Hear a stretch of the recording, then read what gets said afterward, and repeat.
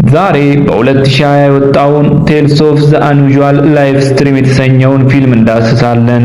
አጋኪ በአንድ የሚዲያ ኩባንያ ውስጥ የሚሰራ ሲሆን በአለቆቹም ብርቱ የሥራ ጫና ይደርስበታል። አንድ ቀን ከረጅም የቀረጻ ውሎ በኋላ ከሥራ ባልደረባው ጋር ወደ ቢሮ ይመለሳል። ለአለቃው ስልክ በሚደውልበት ጊዜ ለሚቀጥለው ቃለ መጠይቅ የሚሆን ጥናትና ምርምር እንዲያጠናቅቅ ይታዘዛል። ምንም እንኳን በዛ ሰዓት እጅግ ናፍቆቱ የነበረው ወደ ቤቱ መሄድ ቢሆንም ሳይወድ በግዱ ወደ ቢሮ ይገባል። አጋኪ ስራውን እንደጀመረ ብዙም ሳይቆይ መሰላቸት ይጀምራል። በዚህ ምክንያት በአንድ የቪዲዮ ማሰራጫ ድረገጽ ላይ በቀጥታ ስርጭት ወይንም ላይቭ ስትሪም መልቀቅ ይጀምራል። ሁልጊዜም የማህበራዊ ሚዲያ ተጽዕኖ ፈጣሪ ወይንም ኢንፍሉዌንሰር የመሆን ፍላጎት ቢኖረውም እስካሁን ግን ስኬታማ መሆን አልቻለም ነበር። የቀጥታ ስርጭቱን እንደጀመረ በወቅቱ የነበረው ተመልካች አንድ ሰው ብቻ ቢሆንም ተመልካቾቹን በደስታ ይቀበላል። አጋኪ ያለው በቴሌቪዥን ጣቢያ ውስጥ በመሆኑ ሰዎች ስርጭቱን ሳቢና አስደሳች ሆኖ ያገኙታል ብሎ ያምናል። ስለ ምግብ በሚያቀርብ አንድ ፕሮግራም ላይ በረዳት ዳይሬክተርነት የነበረውን ልምድም ለተመልካቾቹ ያወራል። ሆኖም ግን የተመልካቾች ቁጥር ሊጨምር ስላልቻለ ልክ ለራሱ ብቻ እንደሚያወራ ያህል ነበር። ለየት ያለ ነገር ለማድረግ በማሰብ የሴት የሥራ ባልደረባውን የተረፈ ምግብ መብላት ይጀምራል። ያም ሆኖ ግን ያገኘው 10 ተመልካቾችን ብቻ ሲሆን ምንም አይነት ላይክ አላገኘም ነበር። በድንገት ግን አንድ ተመልካች በማንኛውም የቀጥታ ስርጭት ፕሮግራም ላይ የተመልካቾችን ቁጥር ለመጨመር የሚያስችል መንገድ እንደሚያውቅ አስተያየት ወይንም ኮመንት ይጽፋል። ከአስተያየቱም በመቀጠል በቻት መስኮቱ ላይ አንድ ሊንክ ይልካል። አጋኪ ሊንኩን ከመጫኑ በፊት ብዙም አላሰበበትም ነበር። ነገር ግን ይህ ድርጊቱ በሕይወቱ የሰራው ትልቁ ስህተት ሊሆን ይችላል። ሊንኩን እንደተጫነ ወዲያውኑ የኮምፒውተሩ ስክሪን መቆራረጥ ይጀምራል። የተለያዩ ቁልፎችን በመጫን ለማስተካከል ቢሞክርም ምንም ነገር ወደ ቀድሞ ሁኔታው ሊመልሰው አልቻለም። ከዛም አጋኪ በቢሮ ውስጥ ቢሆንም የህንጻው የመኪና ማቆሚያ የሚያሳይ ቪዲዮ በቀጥታ ስርጭቱ ላይ መታየት ይጀምራል። ስርጭቱን ለመዝጋት እየሞከረ የራሱን የቀጥታ ስርጭት በድንጋጤ ይመለከታል። ማንነቱ የማይታወቅ አንድ ሰው በመተላለፊያዎቹ አልፎ ወደ ህንጻው ይገባል። ግለሰቡ ወደ ሊፍቱ ለመግባት ሲሞክር የጥበቃ ሰራተኛው ያስቆመዋል። በዚህ ጊዜ ሰውየው ቢላዋ አውጥቶ የጥበቃ ሰራተኛውን ወግቶ ይገለዋል። አጋኪ ይህንን ሲመለከት በከፍተኛ ድንጋጤና ፍርሃት ከኮምፒውተሩ ወደ ኋላ ያፈገፍጋል። ከግድያው በኋላ የተመልካቾች ቁጥር በከፍተኛ ፍጥነት መጨመር ይጀምራል። አብዛኞቹ ተመልካቾች ነገሩ የተቀነባበረ ቀልድ ወይንም ፕራንክ ይመስላቸዋል። አጋኪም የቀጥታ ስርጭትን እንዲያቆም ይጠይቁታል። ከተመልካቾቹ አንጻር ሲታይ ግድያው የተፈጸመው በሱ ስርጭት ላይ በመሆኑ የጥበቃ ሰራተኛውን የገደለው አጋኪ ራሱ ይመስላል። ነፍሰ ገዳዩ አሁን በሊፍት ውስጥ ገብቶ ወደ ላይኛው ፎቆች መጓዝ ይጀምራል። አጋኪ ስርጭቱን ለመዝጋት የሚችለውን ሁሉ ጥረት ቢያደርግም ምንም ሊሳካለት አልቻለም። ተመልካቾችን ለማስወጣት በማሰብ ስርጭት ተጠናቋል ብሎ በቻት መስኮቱ ላይ ይጽፋል። ነገር ግን አንድም ተመልካች ሊወጣ አልቻለም። አሁን ነፍሰ ገዳዩ በመተላለፊያው ላይ አጋኪ ወዳለበት ክፍል እየተራመደ ነው። አጋኪ ይህንን ሲረዳ በከፍተኛ ሁኔታ መደናገጥ ይጀምራል። ገዳዩ ወደ ውስጥ ከመግባቱ ጥቂት ቀደም ብሎ አጋኪ ከጠረጴዛ ስር ይደበቅና በስልኩ ስርጭትን መከታተል ይጀምራል። ነፍሰ ገዳዩ ወደ አጋኪ ጠረጴዛ ተጠግቶ ይመለከታል። ነገር ግን እንደ እድል ሆኖ አያገኘውም። ከዚያም ወደ መተላለፊያው ተመልሶ ሊወጣ ሲል ድንገት አንድ ተመልካች ረዳት ዳይሬክተሩ ከጠረጴዛው ስር ተደብቋል የሚል አስተያየት ወይንም ኮመንት ይጽፋል። ገዳዩ በመስኮቱ በኩል አሻግሮ ሲመለከት አጋኪ ጥግ ላይ ተደብቆ ያየዋል። አጋኪም ገዳዩ እንዳየው ሲረዳ ለሕይወቱ ሲል ይሮጣል። ግለሰቡ እንዳያገኘው እየተመኘ በጭንቀት ሊፍቱን ይጠብቃል። ነገር ግን ስርጭቱን ሲመለከት ነፍሰ ገዳዩ በቀጥታ ወደሱ እየመጣ መሆኑን ያስተውላል። ከዚያም አጋኪ በደረጃዎቹ ላይ በፍጥነት በመውረድ ከታችኛው ፎቅ ላይ ይደርሳል። ወደ ሽንት ቤት በመሮጥ በአንዱ ክፍል ውስጥ ይደበቃል። በስርጭቱ ላይ ነፍሰ ገዳዩ በመተላለፊያው ላይ እየተራመደ ያለ ይመስላል።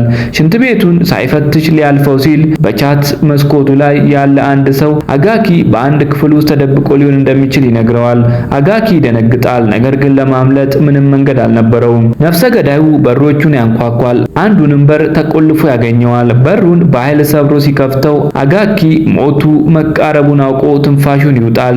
ነገር ግን እንደ ድል ሆኖ ነፍሰ ገዳዩ ሲደበድብ የነበረው የሥራ ባልደረባው አቶ አንዮንግ የነበረበትን ሌላ ክፍል ሆኖ ያገኛል። ነፍሰ ገዳዩ የአቶ አንዮንግን ጉሮሮ በመሰንጠቅ ይገለዋል። ከዚያም ወደ ውጪ ወጥቶ ዋና ኢላማውን መፈለጉን ይቀጥላል። አጋኪም ወደ ውጪ በመሮጥ በመተላለፊያ ውስጥ ይደበቃል። ቀጥሎ ምን ማድረግ እንዳለበት ለማሰብ ይሞክራል። በዚያው ቅጽበት አቶ አንዮንግ ቀደም ብለው በመኪና ማቆሚያ ውስጥ ላቆሙት የድርጅቱ መኪና ቁልፍ እንዳላቸው ያስታውሳል። ወደ ሽንት ቤቱ ተመልሶ በመሮጥ ቁልፉን ከኪሳቸው ከማውጣቱ በፊት ለአቶ አንዮንግ ይቅርታ ይጠይቃል። ወደ ውጭ ወጥቶ የቀጥታ ስርጭቱን ሲመለከት አንድ የሚያስደነግጥ ትዕይንት ያጋጥመዋል። ነፍሰ ገዳዩ ልክ በዛ ቅጽበት እየቀረጸው ከበስተጀርባው ይገኛል። ነፍሰ ገዳዩ እየተከታተለው አጋኪ ወደ ሊፍቱ ይሮጣል። እስካሁን የቀጥታ ስርጭቱ ተመልካች ከ1200 ሲያልፍ 200 የላይክ ምልክቶችንም አግኝቷል። በአስተያየት መስጫው ላይ ያሉ ሰዎች አሁንም ነገሩ የተቀነባበረ ቀልድ መስሏቸዋል። እንዲያውም ነፍሰ ገዳዩ አጋኪን እንዲያገኘው የረዱት ነው። ገዳዩ የአጋኪን ሕይወት ለአንዴና ለመጨረሻ ጊዜ እንዲያጠፋው በመጠየቅ የቻት መስኮቱን ያጨናንቁታል። በድንገት አጋኪ በፊቱ ተደፍቶ ይወድቃል። ቁርጭምጭሚቱንም ይጎዳል። ወደ ሊፍቱ ለመግባት ጥቂት ሰከንዶች ብቻ ስለቀሩት ግን ተስፋ አይቆርጥም። ነፍሰ ገዳዩ ሊደርስበት ሲል እያነከሰ ወደ ሊፍቱ በመግባት ሳይያዝ ጥቂት ሰከንዶች ሲቀሩት በሩን ይዘጋል። ገዳዩ ወደ ውስጥ ለመግባት ሲሞክር ቢላውም አብሮት ይወድቃል። አጋኪ ትንፋሹን ለመመለስ እየጣረ ሊፍቱ ውስጥ መሬት ላይ ይዘረራል። የመኪና ማቆሚያው ላይ ሲደርስ በፍጥነት ወደ መኪና ውስጥ ይገባል፣ ይቆልፋል እና የእፎይታ ትንፋሽ ይተነፍሳል። የቀጥታ ስርጭቱን ለመጨረሻ ጊዜ ሲመለከት ግን በድጋሚ ይገረማል። ነፍሰ ገዳዩ ካሜራውን በቀጥታ ወደ አጋኪ አንቅንቶ ከመኪናው ውጪ ቆሟል። ወዲያውኑ መኪናውን ለማስነሳት ይሞክራል፣ ነገር ግን ሊነሳለት አልቻለም።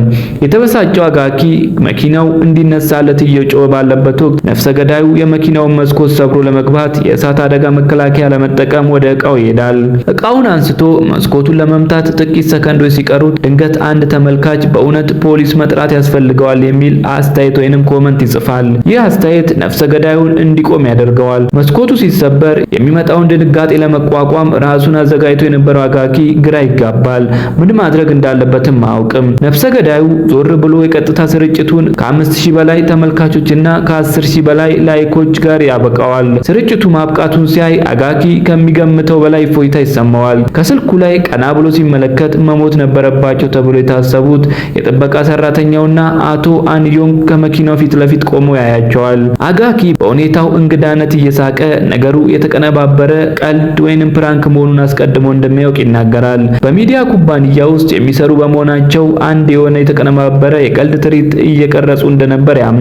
ነገር ግን ወደ ስልኩ ተመልሶ ሲመለከት የቀጥታ ስርጭቱ እንደገና መጀመሩን ያስተውላል። ቀደም ሲል ፖሊስ መጥራት ያስፈልጋል የሚል አስተያየት የሰጠው ያው ግለሰብ አሁን ደግሞ ቀጥሎ ምን እንደሚከሰት ለማየት ጉጉት እንዳለው ይናገራል። ከአስተያየቱ በመቀጠል ብዙ ተመልካቾች ምንም ቢሆን መጨረሻውን ለማየት በጽኑ ይጠይቃሉ። አጋኪ በስልኩ በኩል እንዲያቆሙ ቢለምናቸው ምንም ሊሰሙት አልቻሉም። አቶ አንዮንግ የተመልካቾችን ጥያቄ መሰረት በማድረግ የቀጥታ ስርጭቱን በመቀጠል አጋኪን በስልኩ መቅረጽ ይጀምራል። አጋኪ በየሰከንዱ ብስጭቱ እየጨመረ ይሄዳል።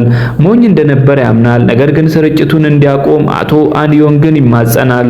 ሆኖም ግን ሰውየው በአጋኪ ስቃይ ላይ እየሳቀ መቅረጹን አያቆምም። ስርጭቱን ሲመለከት አጋኪ ቀደም ሲል የነበረው ነፍሰ ገዳይ በሆነ መንገድ በመኪናው የኋላ ወንበር በኩል እንደገባና ሊወጋው እንደተዘጋጀ ያያል። ቀስ ብሎ ወደ ኋላ ዞር ሲል ከሞቱ ጋር ፊት ለፊት ይገናኛል።